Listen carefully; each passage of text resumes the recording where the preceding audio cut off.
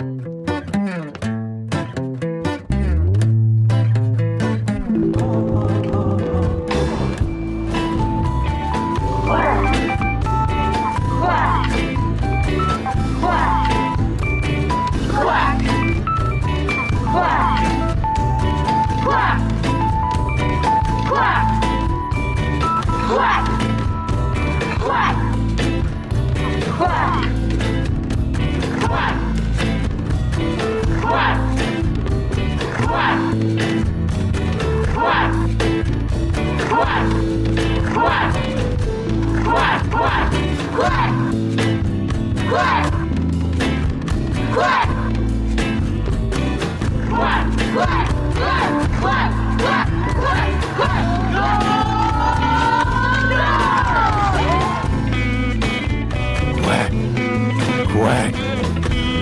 Quack. Where's your audio, bub? What? You can't hear me? There you are. You've just come in. I am your host, Adam Chamel. This is the Quack 12 podcast, the most official, unofficial Oregon Ducks sporting podcast on the web footosphere. And I am joined, as always, not for a long time, but as always, by my host, co-host, not quite a host. He's a junior host, Hey. Aaron T. Schroeder. How you doing, buddy? I'm doing lovely. You're doing lovely. Oh, hey, get out of here. Get out of here. I was giving you the close-up. That's right, loyal Quack 12 listeners. We are Quack in action after a long off season. How does it feel? It feels surreal, first of all. I mean, because we've been going since the Willie Taggart era. Yeah. Yes. 2017. Yes. Correct. And we have not missed a week. Not only that, but we've done a lot of times 2 reps, maybe 3 times a week since 2017, except for this last off season where I made the wise decision to quit my duties. However, quitting, I mean, it's a wonderful, I've never regretted a quitting, you know, and it always ends up being the right move. I don't know about you. Sure. So, but perseverance as well, though, has been rewarded. Nah, overrated. But quitting, this is the thing. There's quitting, but we are cursed. We are cursed to cover this Oregon football team until we win a national championship. Now, we may die before that actually happens, but it doesn't matter how we feel. We have to cover this team until it happens. Am I right, Aaron? Yes. Well, it seemed like we were going to back down on that. Well, last year I thought we were going to freaking win it. Right. And it was a pretty big blow. I know I felt a big blow with the way things ended between us. Yeah. And so I am glad we were able to reinvigorate the relationship with the team, with each other. With each other, because we got in a huge fight that last episode. Listeners, here's the real reason why we haven't recorded up. We got in a huge screaming match. Yeah. In front of Hithliday, actually. It was really embarrassing. We were fighting over custody over Hithliday. Aaron said some things he'll never be able to take back. I said some things that are very true, but cut him to his core because he doesn't have the emotional maturity to realize those things are true. But needless to say, we are back. We are back here to cover this team with less knowledge than ever. Let's just tell the people what we've been up to. What have you been up to? This is like we're getting back in school. What'd you do over your summer break, Aaron? Well, I just started and then immediately finished the new Mafia video game. As you do in the year 2025. And otherwise, I've kind of actually just been sitting right here. So I've not really moved a lot. There was a band that came in from Oregon not too long ago, though, that shot a music video here, and that turned out smoking. Hey, is it possible you're talking about Mo Brown and the shit downtown, Aaron? Right. Do you know them? That's right, because I happen to be in that band. Oh, that's right. That's right. We filmed a music video up there, which is a big reason why I wanted to step back, is to kind of focus on Yes, I want other to talk about hobbies. that. Let's talk You know? about this movie making magic you've gotten Oh into. yes. That's right. I've graduated to amateur short filmmaker, y'all. Um, and go over to my YouTube channel if you'd like to see Yeah, Adam for Shamail over real. on YouTube. I made one music video that was a whole lot of fun. You'll really feel the amateur part of the amateur filmmaker, but it's been a blast. And we're working on a new one. I mean, shot in this crazy location that Aaron is in right now. I'll give you the close up. I love giving you a close up, not me. Look at this crazy place he's in. Listeners, It go looks over like on a YouTube. green screen, to be honest with you. Here's me in Blop a blop. bigger version of my closet. Fuck yeah, brother. It's been a blast though. We had a really good time shooting a music video up in Seattle. We had one earlier that we shot all in Eugene. Mm-hmm. So again, I'll link it to that. But it was a blast. Didn't you win a competition for a bicycle thing? This is like a year and a half ago at this point. No way, it's not been that long. It's been like a year. Yeah, we did win a local contest that was Wow. like a bike PSA. We beat like Yeah. a 10-year-old girl who entered into that contest. It was awesome. Hey, A lot of kids we beat. But good. we did get a $400 cash prize. So Wow. Aaron, this team, I'm high. Like, okay, All right. this is where I'm at. Okay. The year 2025. Right. Is this the update Aaron part of the show? This is update Aaron on how Adam's feeling. Okay, good. Because yeah, I know that you took your relaxed time. I'm curious to see where you're at today. So where I'm at is the talent is as high as ever. Okay, like genuinely, it seems like every season under Dan Lanning, you're like, you could argue this is the most talented team we've ever had. Same with like under the Cristobal era too, which goes to show that like talent isn't everything, you know, and we don't have a freaking national championship yet, so talent alone does not. Well, I mean, considering the circumstances in which we were thrown into, yeah. Although I guess we were heavily prepared for the transition as well, but still. Into the Big Ten, you mean? Yeah, and then we won that. So, I mean, this is what I'm saying. It feels like yes, I'm hyped for this team. Gotcha. I think they should be very good. Except last season we went 12-0. Yeah. And we beat Penn State in the Big Ten championship game, made it to the playoffs. Sure, we lost to Ohio State, but first round.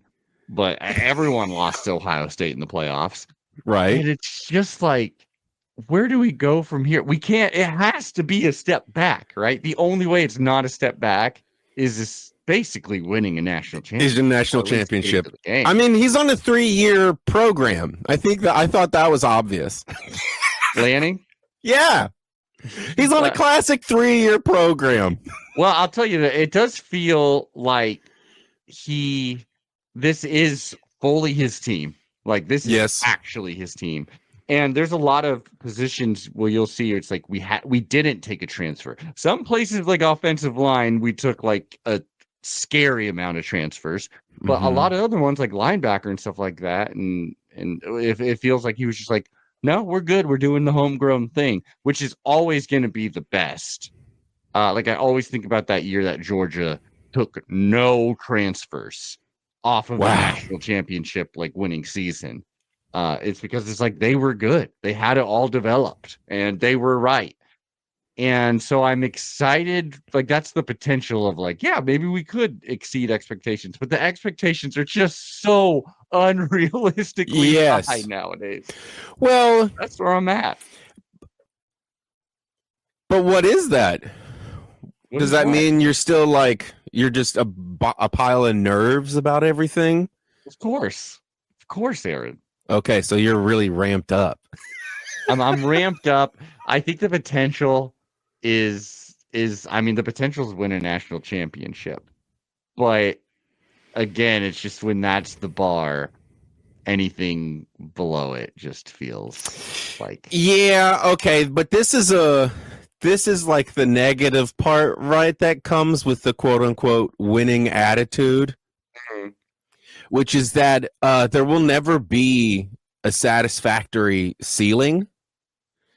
And so you have to remember that, sure, winning a national championship will help many people's careers. It'll help end our career as podcasters, and that's really what I'm really looking for, you know.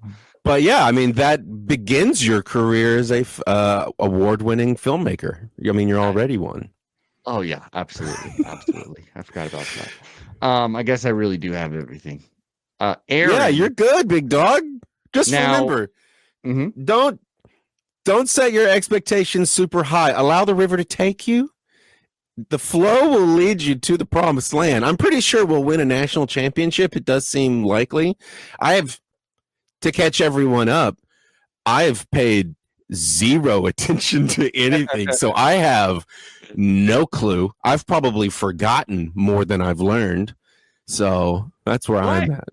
What an interesting thing you just said. What an interesting thing. I wish there was a way that we could really test and, you know, maybe quiz you on how much you really have retained. I don't know, maybe like some kind that would be interesting. Quack 12 quiz show. Oh, Jesus. Perhaps. That is right, Aaron. Okay. We've done it before in the past. Yeah. You haven't done. This is going to be tough. Is this going to be one of those ones where it's like, here's 75 questions? No, this is not. This is not the famous 100 question quiz in which we've done before. This is 12. We're giving you just 12. And listeners at home, this will be fun for you. Now, a lot of this is going to be pretty dang, some of you would think easy, okay? Sure. But the real thing, this is the real challenge. It's not, can I get 100% correct? Or, you know, like, where am I going to be? It's, you have to beat Aaron, all right? That's not a hard thing to do, per se, if you're like a diehard Duck fan. But there's a lot of shame in it if you don't. And I need you to feel that shame and own that shame if you are to lose to Aaron. Because that's a rather humiliating thing. Don't forget, though, everyone, my memory does work in a very certain kind of way. So it's possible I'll get every single one of these correct. That is true. Let us not forget that. But 2 years ago, in our Quack 12 prediction episode, you got every single season total over under right for I believe it was the Pac-12 at the time. So that's 12 teams. 12 of 12. Right. Well, that was impossible. Yeah, that was more of a perfect communion with the universe, though. This is more of a memory retention, and specifically based around my interests. If I didn't find the factoid interesting, I probably forgot it. Yeah. Oh, here we go. All right. So let's see how entertained I've been this last season. All right. Well, here we go. First question. How many games did Dante Moore play in last season? Dante Moore, of course, the backup quarterback. Thank you. You want to know, like Dylan Gabriel. All of our hopes rest on this young man. Okay, so the answer to this is D, 3 games. D3, and that is for non-watchers and listeners, D is actually the first option because the options are D, U, C, and K. D, you are going with he played 3 games. Well, Aaron, let's check the results. Yo! And here you go. This is for you, Aaron. Did you hear that? Yep. Oh, yeah. Loud and clear. I'm not hearing it so much on my side, so as long as you are hearing it, that's all. Oh, it's just on a loop. Really? Yeah. Just a fart sound loop. I had no idea. Just over and over and over. Well, get ready because we're going to hear that. That's going to be the whole rest of the show. Here Aaron, we go. The one thing I need you to do is to keep track of your score, all right? Are you kidding me? Well, okay. So I'll just keep track of how many I get right. Count how many farts you hear and how many quacks you hear, basically. Not on the loop farts. That's like 20 by now. That is right. The answer was 4. He played in 4 games in total. That was, and all of them in garbage time, just so you know. Because we wanted to preserve his red shirt, but also he played against Ohio State in our blowout loss. Overall, he threw 8 passes and went 7 of 8. So really not, we're reserving him. That was Dylan Gabriel's time. And really our whole season, I can't stress enough, and I bet a bunch of people are feeling this. If we're going to have a special season, it's because Dante Moore is special. All last season, except for these 8 passes and 4 games, he was sitting out, learning from Dylan Gabriel, came to Oregon from UCLA. Yeah, I'm sure he could have gone and started somewhere immediately if that's what he wanted. But what he wanted to do was come to Oregon and learn a winning team. Yeah, a winning team. But also, he wanted to learn from our coaching staff and specifically like Dylan Gabriel mentoring. He was down to sit in the back and learn. So I'm really hoping it pays off. It's a pretty unique thing to have a QB with his much talent willing to just, take a back seat. So you failed. Let's go on to the next one. Jesus. You would make an amazing teacher. What was the score differential between Oregon and Idaho? If you remember, week 1. Come on, dude. Quite the game. You come in so hot with these questions. I don't know this. 10. Well, you're going with you. You're going with you. Why not? I'd never know this. Oh, Aaron, you got it right.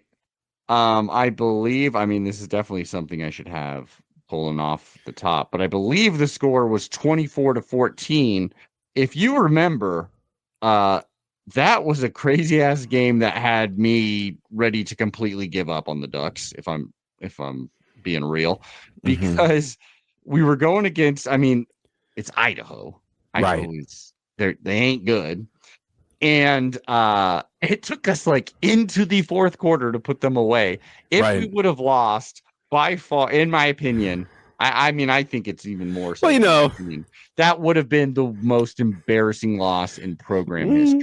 You need a warm-up game every so often. Yeah, it's true. We needed it. We definitely needed it. But you got it right, Aaron. Got to stretch them legs. Look at you. Well, you just need to speak to the universe, man. Yeah, exactly. I need to hope that your questions are so absurd for my knowledge level that they just hit me. Okay, here we go. Okay.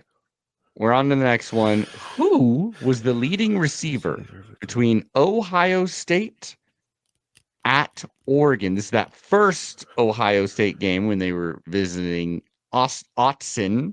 And here's the options. D, Evan Stewart. U, Tez Johnson. C, Ohio State's Jeremiah Smith. Or K, Jordan James.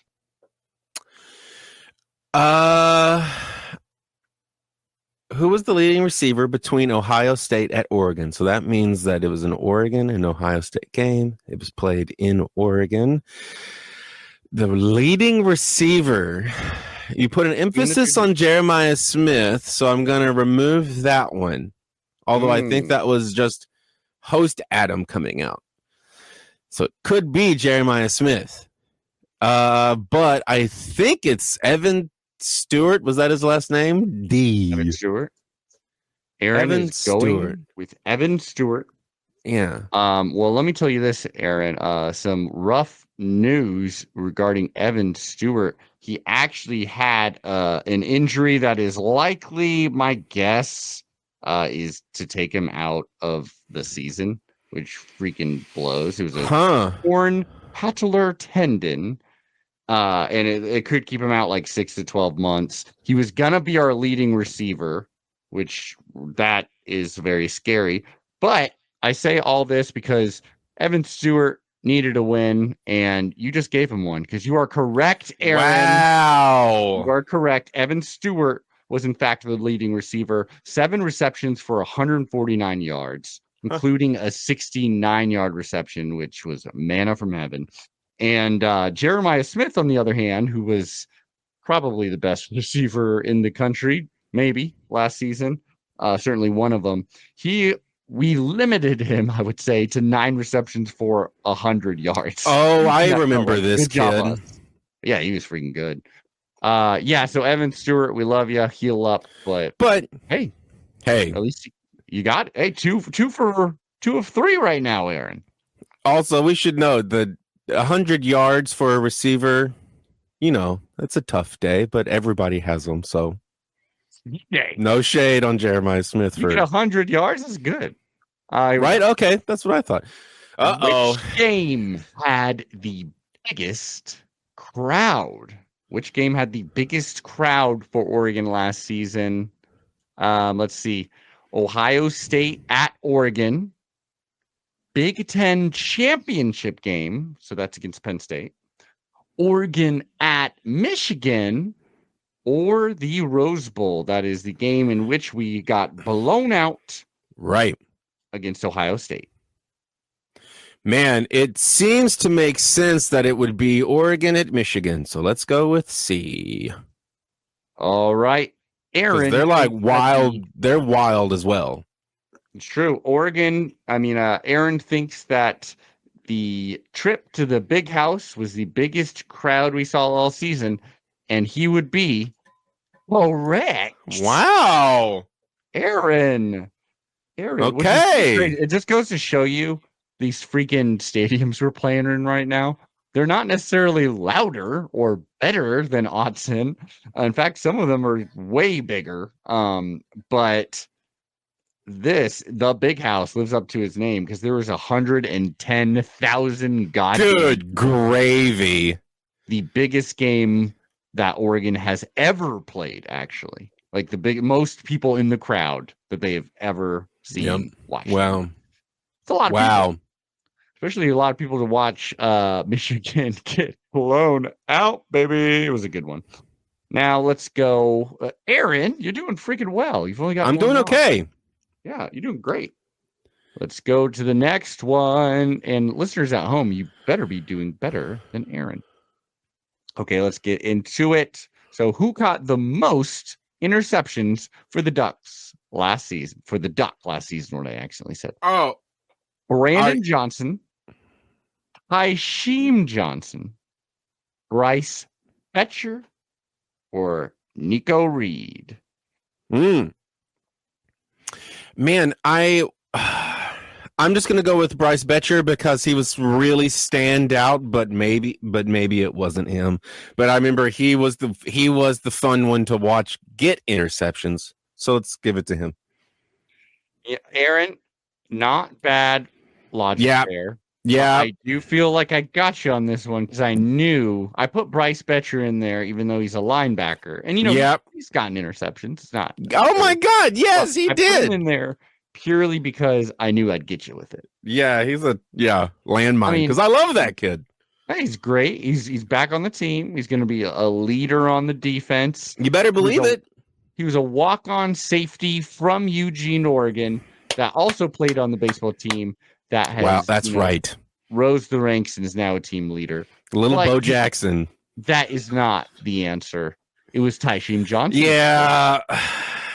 Now, one thing I don't like about this: Brandon Johnson, Tysheem Johnson, Nico Reed, all fantastic, pretty dang good players. Yeah. All now off the team because they are hopefully starting their NFL careers. Wow. That's right. I remember Nico Reed's name. Mm-hmm. Tysheem Johnson is familiar, but when Bryce Betcher shows up, you bet your ass. You bet your ass. I'm gonna have a good time watching him. Can I tell you? I'll tell you a exclusive. Oh yeah. So I work at, I'll just say this, a restaurant. All right, in Eugene, Oregon, and it's a restaurant that let's just serves food for people to, we'll consume, eat consume, and hypothetically shit out later. I'm sorry. But I work at a restaurant, and a bunch of athletes, U of O athletes and coaching staffs, and a lot of people go there for like kind of, the pitch meetings to get these young fruits signed and stuff like that. Well, I saw Bryce Betcher, and I assume his parent, come in. All right, this is a private conversation, so this is just between me, Aaron, and the millions of listeners. This is we should say an elder of a familial relationship. Yes, an elder familial relationship. Just to because we don't know it up. We don't an know. elder familial relationship. Yes. They were consuming food, and I even heard this elder familial relationship say, "Well, you're gonna have to make a decision." And you could tell it was a very serious conversation. Whoa. And I got the vibe that it was literally like, well, you can try to get into the NFL. You can try to play baseball and football. You can try to play just college football. Try to play just baseball. You can try to. I mean, he was technically, I believe, drafted or drafted to the MLB. So he had so many options. He had to make a decision. He needs this extra year. It's clear now. He came back. Yes. He's playing for the Ducks, his hometown team, and he's not playing for the baseball team even. So he's making the decision. He's like, whoa, football is my sport. He was a great baseball player. Still, well, that's what I'm thinking. I'm like, dude, you could have used one more year to build the potential of both. Although you are risking a higher level of injury. Exactly. And baseball's the one. Yeah. Mm-hmm. Baseball's the one that won't hurt you. He likes football more. He's made the decision. But you made the decision too. It just happened to be wrong. I think it is the right decision for him because with one more year, he could go play in the NFL. I believe for sure. If he got that one more year of just being in it, especially now he's fully dedicated. Woo!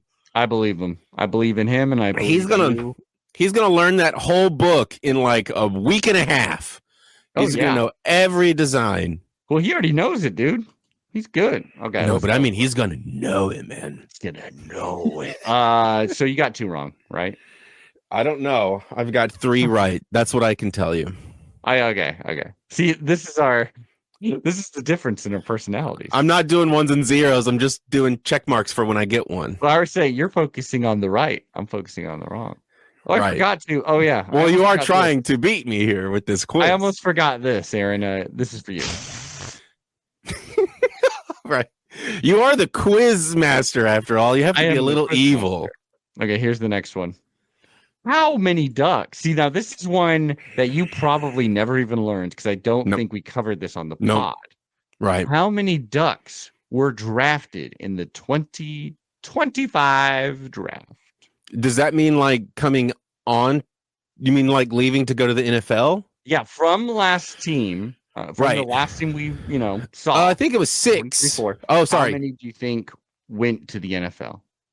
Were drafted? Yes. D10, U6, C8, K13. I think it was U6. He's going with you, everybody, and let this sound, my loyal listeners, indicate how that guess really treated him. Probably was D. Dang it. It's probably D.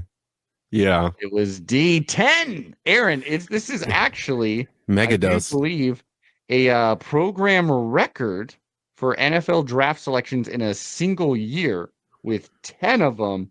And I'll give you the break. I'll list them now. That's why you want to stick around on this team and learn. Yeah, you got to learn. Because we have a high ratio of turnover. Mm-hmm. Mm-hmm. Well, 10 players? 10 players. And let me list them right now.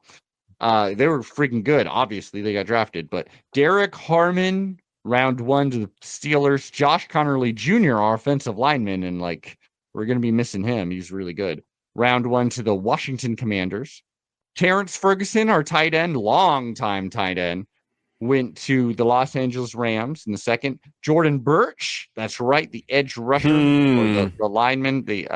He went to the Cardinals. Jamari Caldwell, the nose tackle, the giant bullet of a man. He went to the Cleveland Browns. Jordan James, we love. I'm gonna miss him. Yeah. Jordan. Yeah, I know. I know you loved him. I know you Forever young, I wanna loved him. be. Jordan James to the San Francisco 49ers. Jeffrey Bossa. Wow, what Jeffrey a butthead. I know. Well, he's keeping it Northwest, I guess. Good for him. Hawks. I don't Jeffrey know. Bossa. Okay. I mean, we don't like them. We don't like them. You know, as a Seahawks fan, we're Seahawks. Yeah, and I always try to put the Bay Area as part of the Pacific Northwest, but it's really not. It's not at all. I get it. It's almost got that like pretentious. There's a bridge there. Of it, but yeah, I love San Francisco and the people there within. I think it's rad. But yeah, I do have to, dislike their team because of the Seahawks. Yeah, I get it. We also got Jeffrey Bossa, Johnny Cornelius, and Tez Johnson all made it. So there you go. Dang, good job, Tez. I believe that's 3 wrong. I think it's 3 wrong, 3 right. So 3 right for sure. Okay. How many weeks? This is a tough one, I think. How many weeks was Oregon ranked number 1? Right. This one, it kind of lasted a minute. Okay, sorry. No, it's I got excited because I have U6, C10, K8. U6. You going with it? U6? I think so. Here we go. Dang. Hey, here you go. Yep. No, it was 8. 8 weeks. That's mega. Number 1. That is nuts. That's half the season, basically. Season. It's like half this morning. Yeah, come on. It's nuts. We really killed it until we didn't. Now, so there's another one. What are we coming in at? Who scored the most against the Ducks in the fourth quarter of a game? In the fourth quarter, who was it? Was it D, Boise State, U, Idaho, C, Penn State, or K, Ohio State in the Rose Bowl? It says Rose Bowl. The official answer just says Rose Bowl. Rose Bowl, you know what I meant. I don't know Ohio State. I don't remember what the Rose Bowl was, to be honest. Remember when we got our ass kicked? See, but it's so confusing because you can't make the biggest bowl game be the first round of the playoffs. That seems ludicrous to me, does it not? Well, yeah, and let's get right into it. It was fucking annoying that we were like the number 1 seed, number 1 team in the country, and then had to play the team that everyone, I assume, would be like, yeah, no, that's going to be the actual number 2 right now. Yeah. Why did we have the hardest route? We spent hundreds of hours talking about that. I think it's going to be Ducks in the fourth quarter. I think it's going to be C, Penn State, but it's like one of those ones where they just like scored a bunch because we were so far ahead. Well, you were met. Now, let me remind you about the Penn State game, Aaron. They did score in the fourth, but that was the game that ended up being like a crazy ass shootout, where it was like Penn State got behind and then uncharacteristically were like, okay, fuck it, turn on the offense. And we didn't really have an answer. The only answer was score more points. Right. And luckily we did, but it was a pretty scary game. And I'll tell you this, Aaron, the big game on the schedule this season, last year it was when Ohio State came to play Oregon, and we won that one. It was epic. This year, it's when Oregon goes to play Penn State in the whiteout, which is a famous environment and a famous game in which it is a very tough environment to win. Why? Because it's snowing? No, whiteout as in all their fans wear white.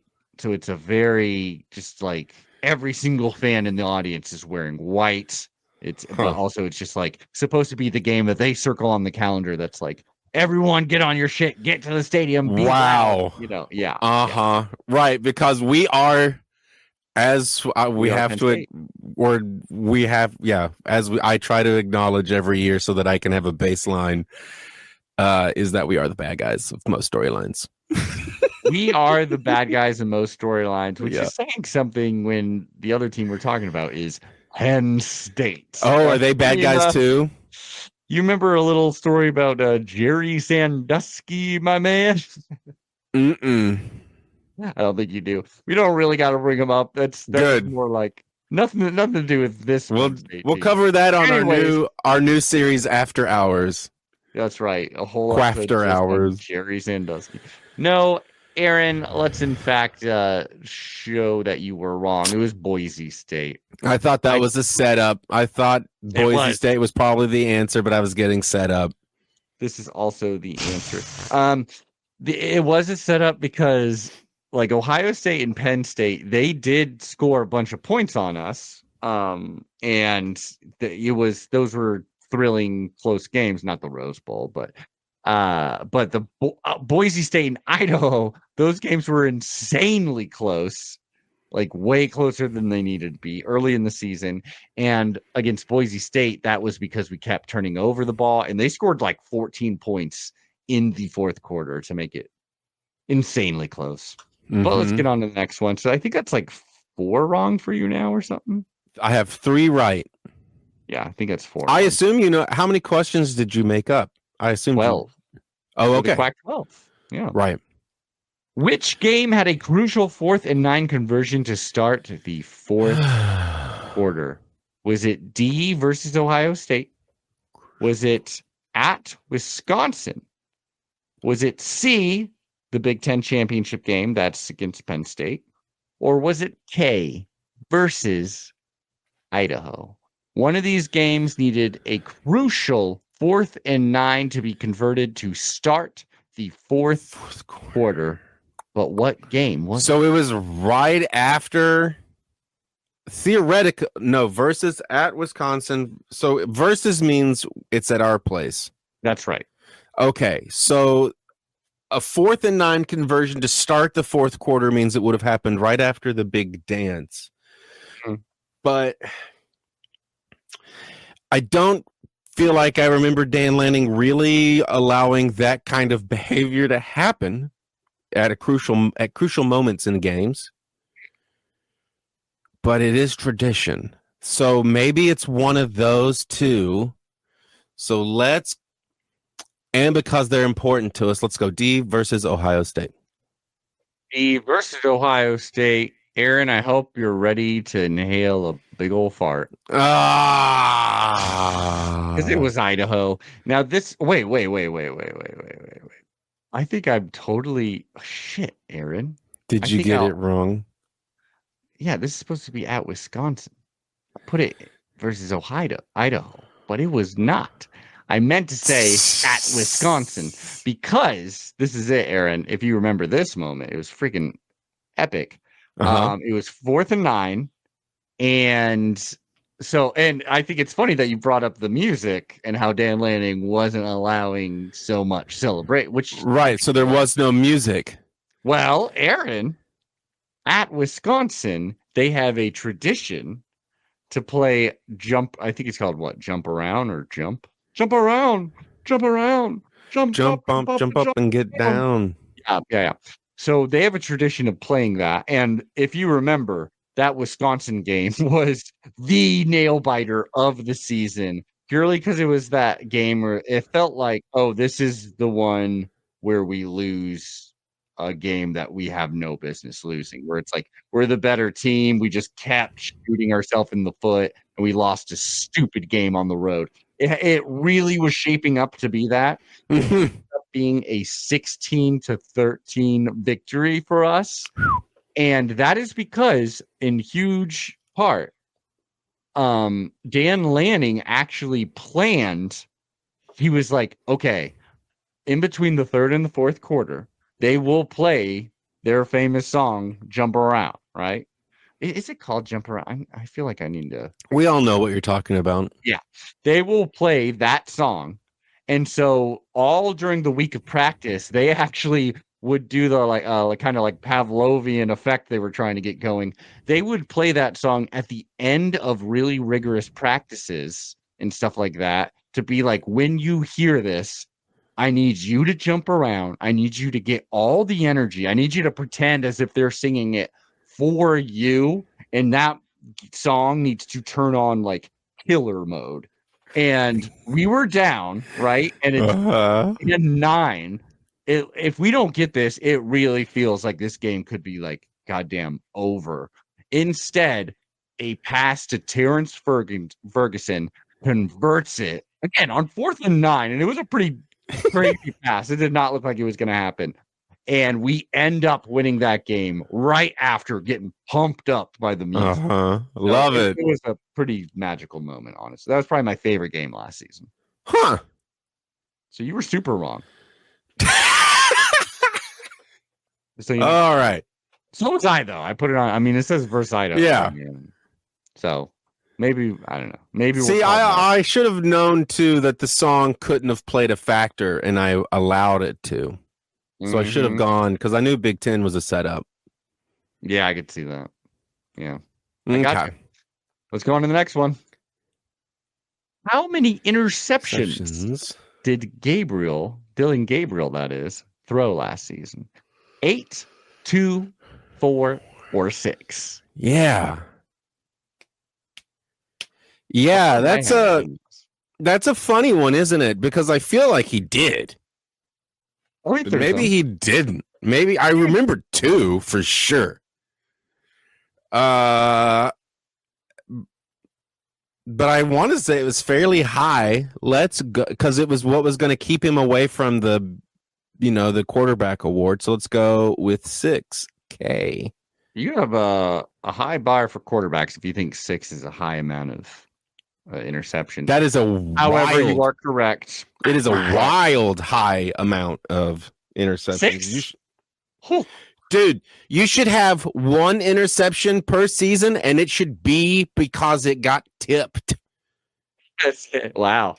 That's how perfect you got. If you're not going out there like Troy Aikman getting hit, you're not a quarterback.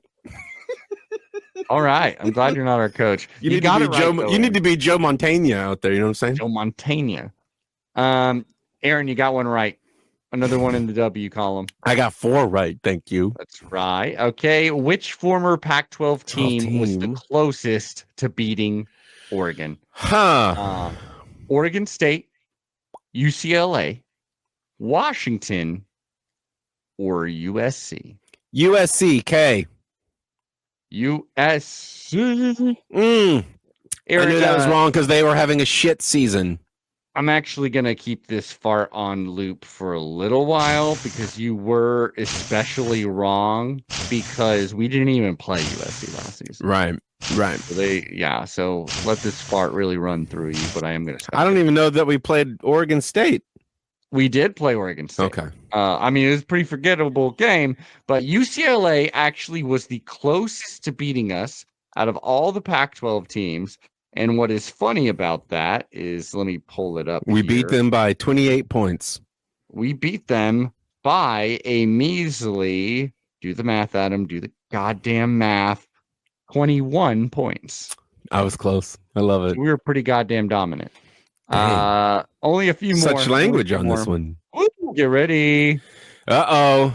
Quack math. Oh, boy. You just had a hard time with a simple subtraction, and now you're going to make me do high-level arithmetics? Okay. Add Oregon's lowest score of 2024 to Oregon's lowest score allowed in 2024. My friend, the answers are 24, 13, 16, or 21. Once more, I'll say it. Add Oregon's lowest score of 2024. That's lowest, points that they have scored, to Oregon's lowest score allowed. Okay, 21. 21 is what he says, and a big fart is what he gets for that. Good luck to anyone who got that. 16. Well, the clues were there, Aaron, because we, even in this very conversation, I did say we scored only 16 points against Wisconsin. That was our lowest score. And the lowest score we shut someone out. We shut out Purdue. Dang it. That's right. God bless Purdue as well, man. Love them. Sure. I love the I love that they're called the Boilermakers. I've always loved that. You know that. Aaron, I think this. That's it. That's it. Dang, you hit me with the heart. So Okay, well, I guess the bar is 4. Did you 4 out of get more? 12. 4 out of 12. You started off so strong that I'm like, is Aaron gonna ace this thing? But no, in fact, you failed it. 4. Did you get more than Aaron? I hope so. Otherwise, maybe become a Beavers fan, listeners. By the way, Hey, I got a new. This is a new vibe. I For the got a Quack new. Club. Got a new catchphrase for the pod. You ready for it? Yep. What do you think of this? A casual pod for a casual duck.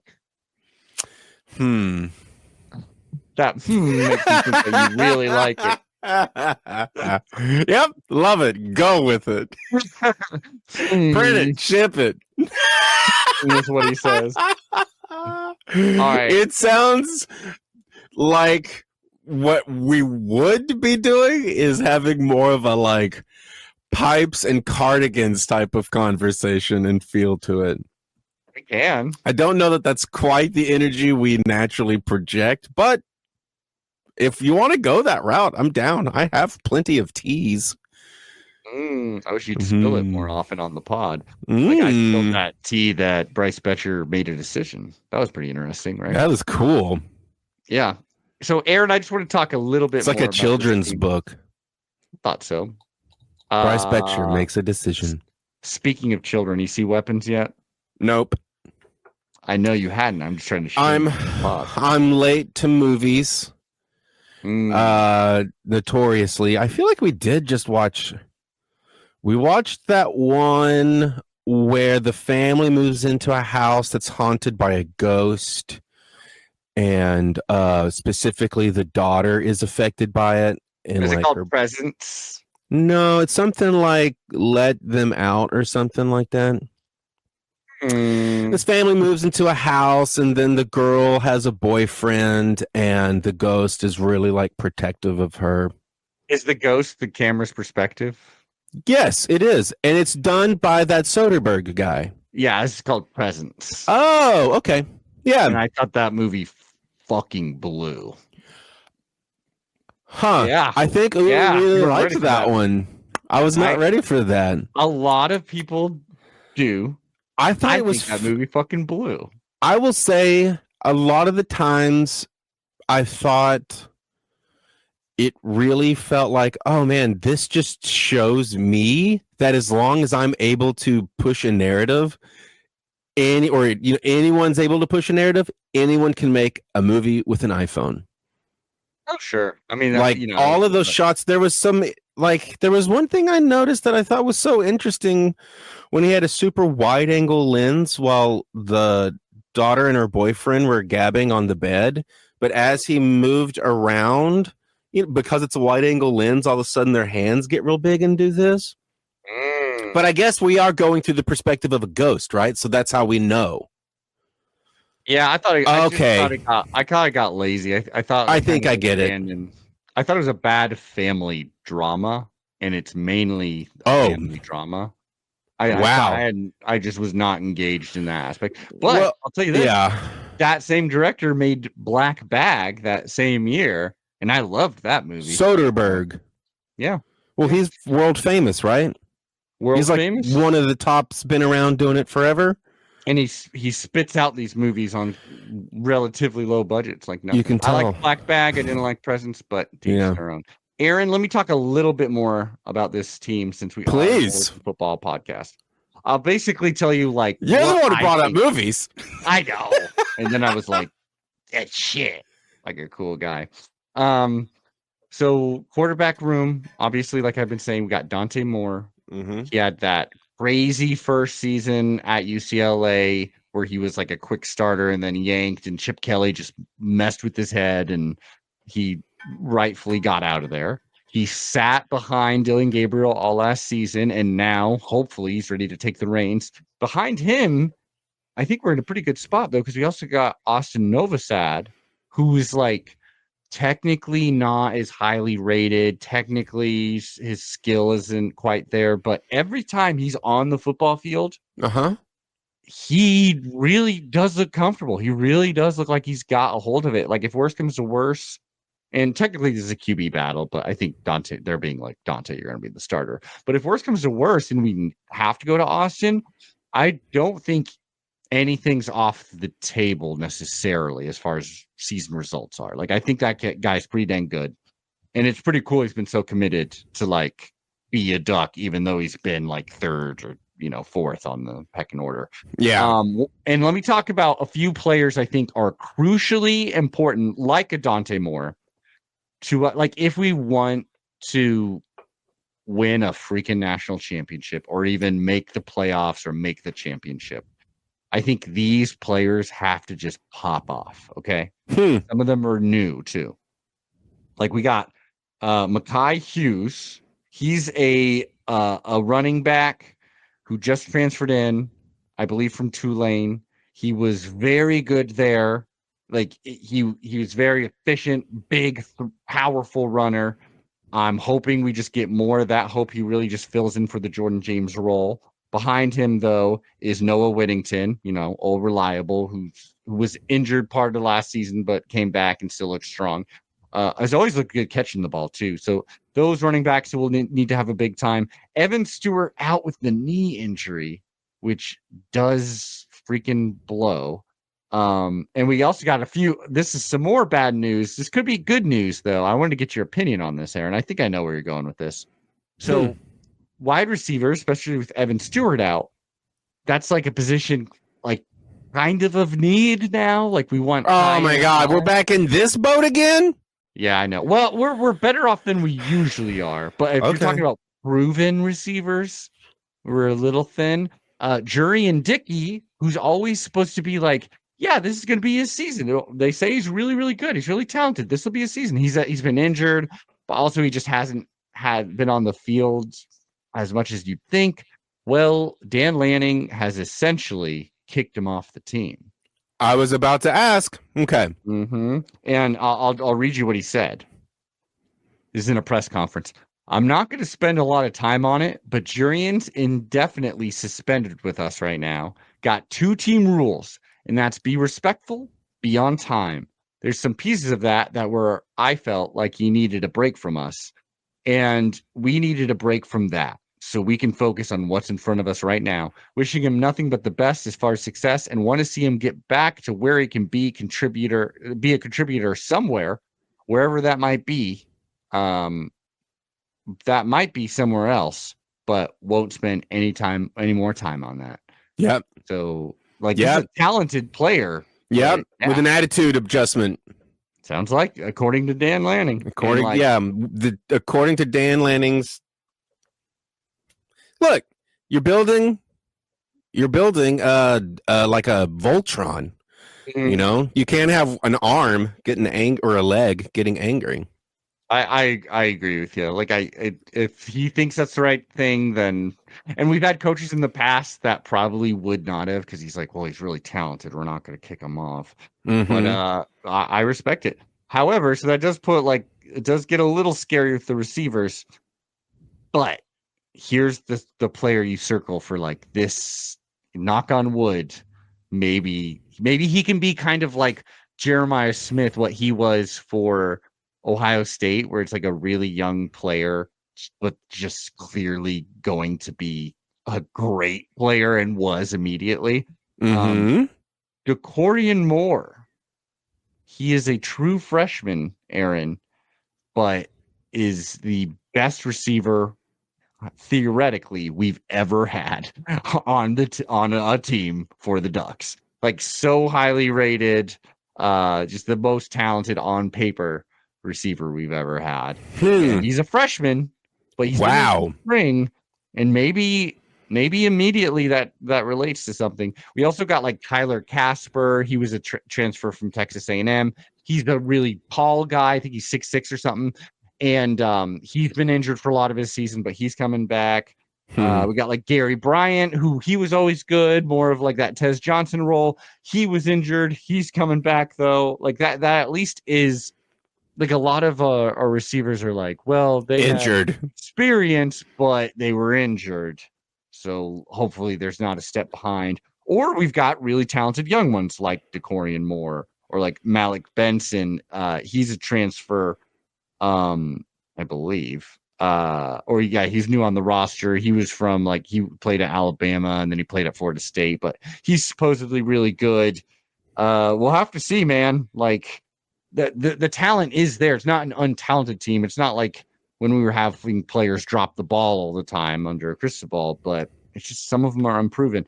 Another, this is like someone who could be a huge X factor. Like if we make it to the national championship, it's probably because this guy just went off and we all know him. That is the tight end, Kenyon Sadiq, who was athletically. You remember Kenyon Sadiq, Aaron? Yeah, I remember that name. I don't remember any places specifically. I mean, he was just. They were trying to write up stuff for him, and that was very clearly a step above like a Terrence Ferguson athletic level. Like this guy, they were just having him run the ball. He's so talented. And this is his second year in the program. He could really take off here. He could be, I hope this is what happens, a situation where it's just let's throw it to the big tight end. He can catch anything. He's amazing. Jay Novacek. Yeah, exactly. Like a Gronk, situation. No. You'll never hear me say that name because Jay Novacek is the blueprint. You know what? Big guy, hands like glue, probably have glue on them. That's fine though, because we're the Dallas Cowboys. Well, and he's damn athletic too, so I'm excited about him.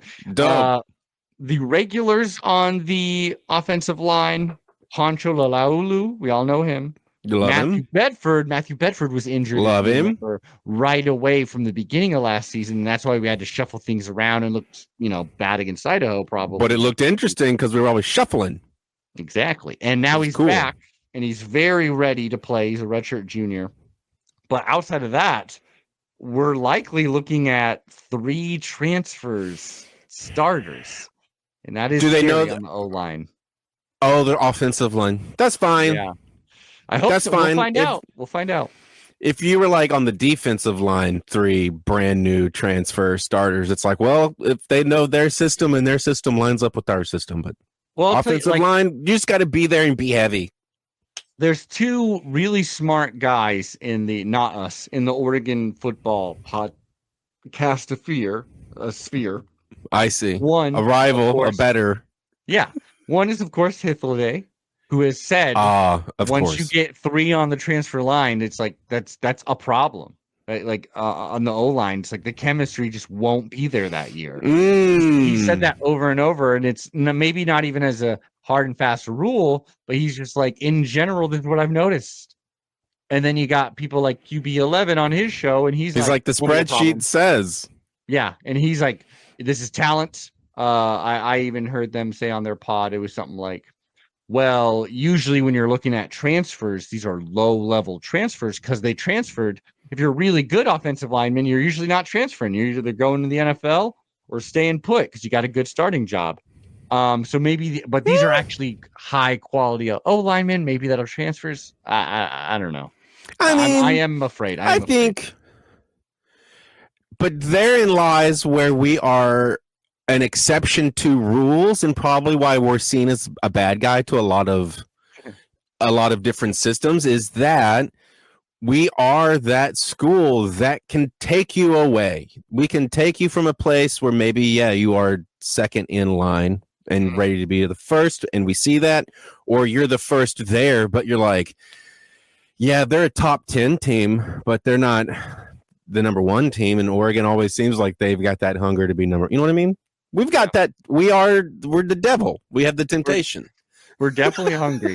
I always say, if we're the evil team, why don't we have more success? Couldn't we have won 10? They always no. That's the lesson. That's the lesson. That's the lesson. It's not about how you gain success. It's about achieving success. This reminded me of that meme where it's that really sad looking guy and he's all God, why do you always give me your hardest challenges? And then it's Jesus looking at him and he's saying, you're still alive? No, I killed you.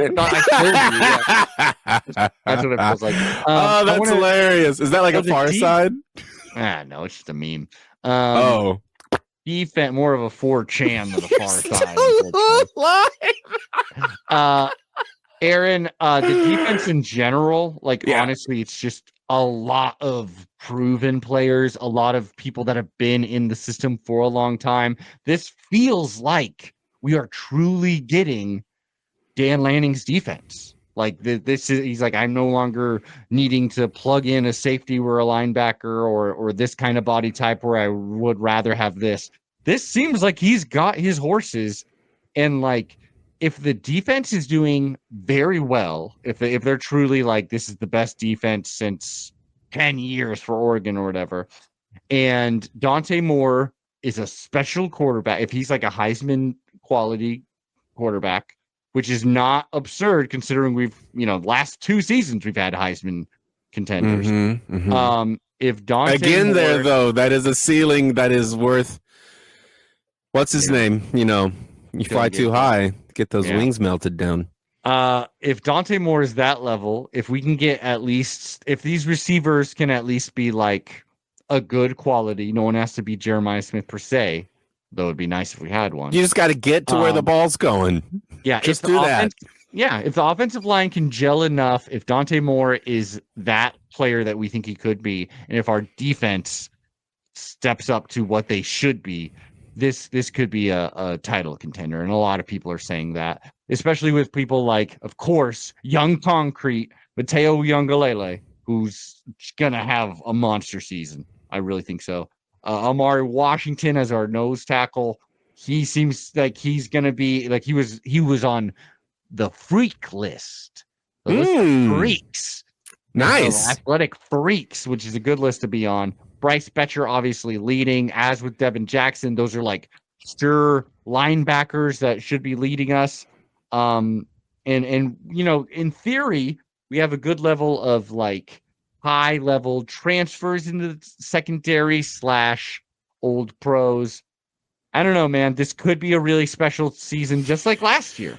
It's just we only got the one goal, so it's really who's our lieutenants this season? Who's our DC OCs? Oh, same guys. Tosh Lupoy, Will Stein. So it's like, again, like the consistency. This makes it, and like Dante Moore. But like this Stein was kind of a rebel rouser, was he not?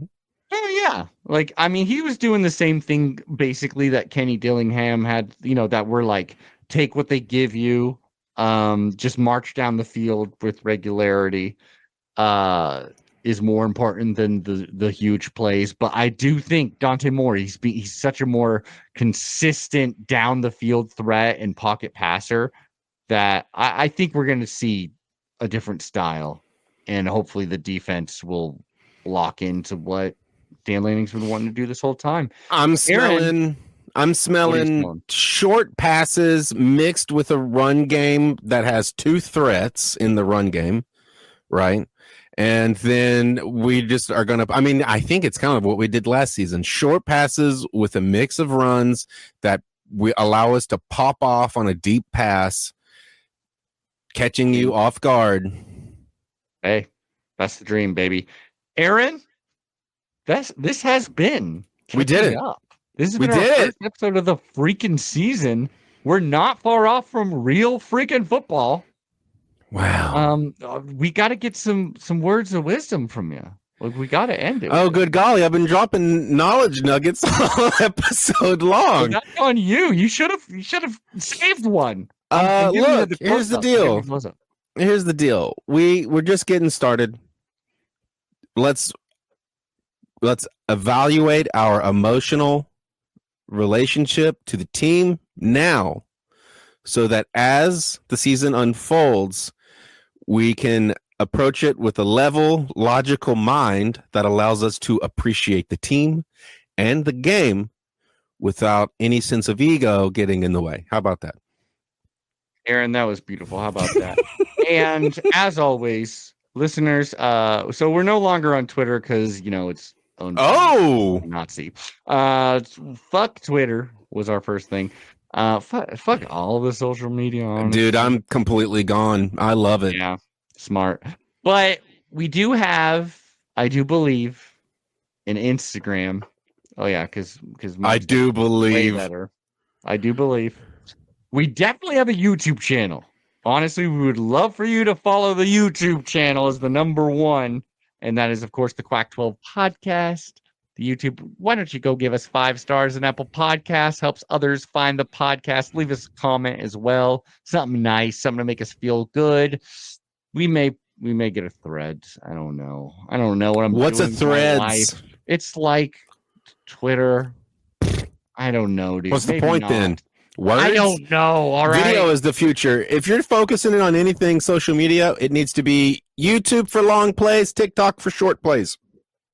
Yeah, we got TikTok. Follow us on TikTok too. If you want to keep an eye on your podcast, keep an eye on the YouTube page. Yeah, everybody needs to remember the new generation is taking over, and they like video. Okay, we're all old now, and we're like outdated with quote unquote words and pictures. That's babies' toys.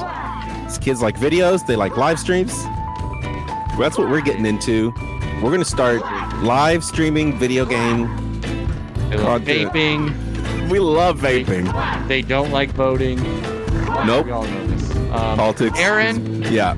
It's been a goddamn pleasure. You know what, brother? I have to agree. You didn't do very well on the quiz, but I did about as expected. You set me up. That was an impossible quiz at my knowledge level. I mean, you knew that I was going to struggle with names.